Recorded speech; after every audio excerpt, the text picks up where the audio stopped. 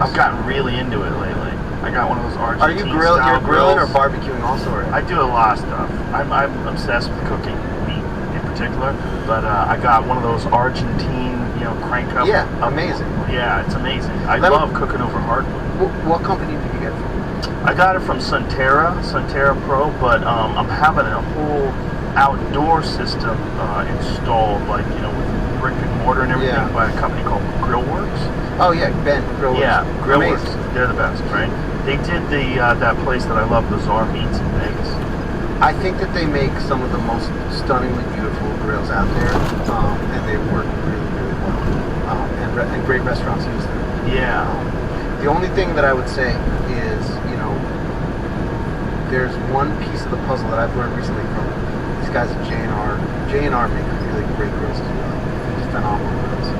And they've got this fire brick that they run. You know what I'm talking about? Mm-hmm. And the fire brick, it holds the heat in a way that's really interesting. I'm learning a lot about wood-fired cooking in some things, a little bit of obsession. And I feel like if the fire brick itself, if you can get that hot, that's where the heat comes from, and then the wood becomes the food. Well, are you a reverse sear guy? Or do you like to cook? How do you like to do it? Let you out. We should explain a reverse sear for folks who don't know what we cook. Can you explain reverse sear for me? You're cooking it slow and then hitting it at the end? Yes, wow. You're searing it off. You're cooking it slow so you get. I like to get it to an internal temperature of 100 degrees, and then I sear the shit out of the outside of it. Unless it's That's a nasty one. And is this like a sous vide situation where you're doing it? No, I just do it. I just on the Argentine thing. I just have it cranked up way high. So it's I have one of those meter probes. I really like those meter probes.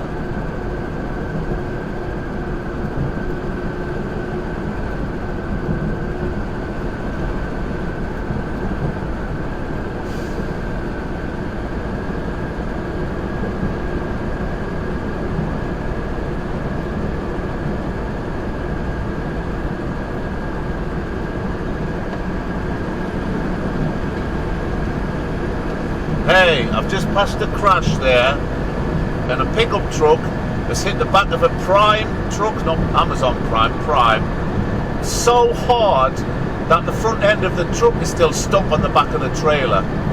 The rest of the car is like miles away, but the front end, I'll have to try and take the still, I'll have to remember to get a still off it.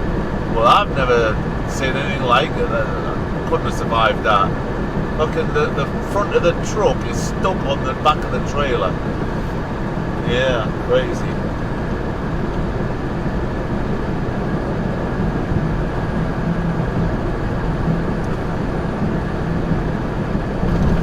Yeah, I think that probably the truck was on the hard shoulder and have hit them.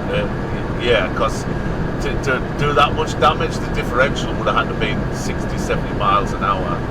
So yeah, Amazon Prime, the Prime trucks are even slower than us, but they're not that slow.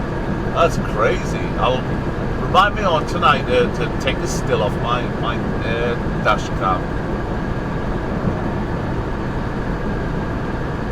I'll do it when I get to Sainsbury's, because I'll probably be there for several hours. So yeah, I'll do it. All right, honey, I'll let you get back to work. Yeah, that's crazy.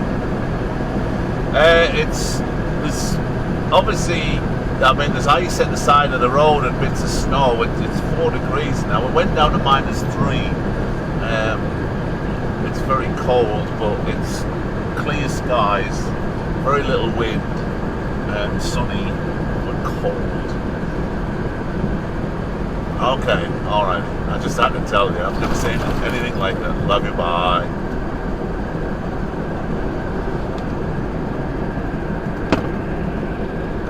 So it's a Bluetooth probe. I stick it into the meat and it shows me always what temperature, and I have 4 of them. So I have 4, look at I'm cooking 4 different steaks. I can have a number. And it tells me where everything's at. And what I love about doing it that way is, because since I've been cooking a lot over hardwood, because I'm getting all this smoke from the hardwood, so it's like smoky steak. It's fantastic. And then at the end, I sear the shit out of it. I feel like I feel like there are a lot of great ways to cook a steak. Yeah. And, you know, for a bigger piece of meat, that reverse sear, like a real thick piece of meat, a reverse sear might be the best way. But for a thinner steak, maybe it's not necessary, maybe I don't love it. But low and slow until you've got almost like prime rib texture, and then searing the outside's phenomenal. Yeah.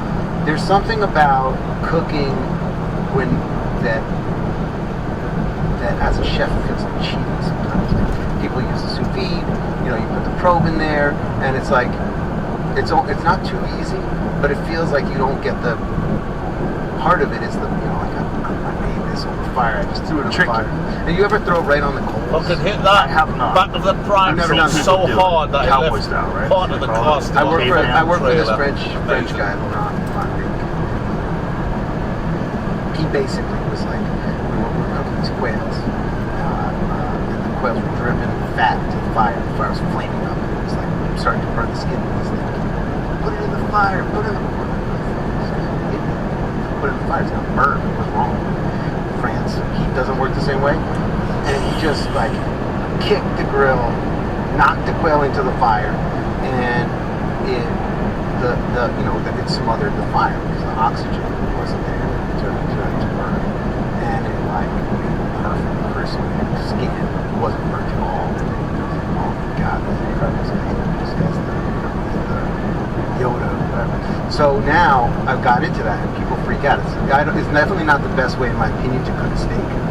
But if you want to impress your friends, you've got a wood fire. You know, a dry rub stops it from getting like gritty or whatever. You throw the steak right on the coals, and people freak out. It comes out perfect. It's cool. Do you have to, when you do it that way, do you have to brush off the ash or anything? So like if you think about your coals burning, I usually take like a wet towel and I throw them down just to like get any of the ash that's sitting on. Oh, there's a shooting star in the ceiling. I thought that might have been like a near miss from your comment. I've been listening to your podcast now. I'm like freaking out. Comments. I'm like, Yeah, it was like Randall any Carlson. day. Yeah, that guy. He freaks me out too. The last 3 weeks, I'm like, what am I supposed to talk to you about? The Earth's about to end. And I'm like, yeah, this is how you cook a steak in the meantime. Well, in the meantime, we have to eat. While you're at it. Yeah, while you're at it. So the wet cloth takes some of the excess ash that's sitting on the top of the coals. I think the two tricks are, first is I like to put a dry rub, like some sort of spice rub on the outside of the steak. What do you like to use? I like, depending if you want to go in an Italian direction, maybe fennel seed helps. I like coriander seed if you're going maybe a little bit more of an Eastern kind of flavor, maybe coriander seed. Black pepper, if you just want to do black pepper and salt, like traditional barbecue 50-50. That's generally what I do. That works great. Just something to be a little bit gritty, because then if you do get a little ash, maybe you mistake the texture. You know what I mean? Yeah. And then I take a wet towel, I throw it on the, you know, so you burn your fire down till you got coals. Throw a wet towel on there, just to kind of get any ash, any errant ash off, and put the steak right on there. And you'll see what happens. The flames will come up around the steak, but the steak itself is protected. And you just gotta be patient. You'll sit it there. You don't flip it. Don't mess with it, because as soon as you pick it up, what happens is that the fat that's rendering off the steak, as soon as it gets any oxygen, it's gonna ignite and it will burn the shit out of your steak. It's a nightmare. So as long as you are patient, you don't pick it up. And you just flip it once, wait your time, and pull it off. It'll be beautifully golden brown. Try it. I will try it. Someone explained to me that steel, cast iron, they're much better conductors of heat than coals. And if you would think that laying something down over the coal would make it cook quicker, but that's not necessarily the case. I think that's true. I mean, I'm not like a scientist guy. I'm not a scientist, Joe. But whenever you say I'm not a scientist guy, I'm not a I scientist guy. I'm not a chef guy. But yeah, steel obviously transmits heat, which is why it cools down quickly as well, right? So if you got a thin pan, throw a steak in there.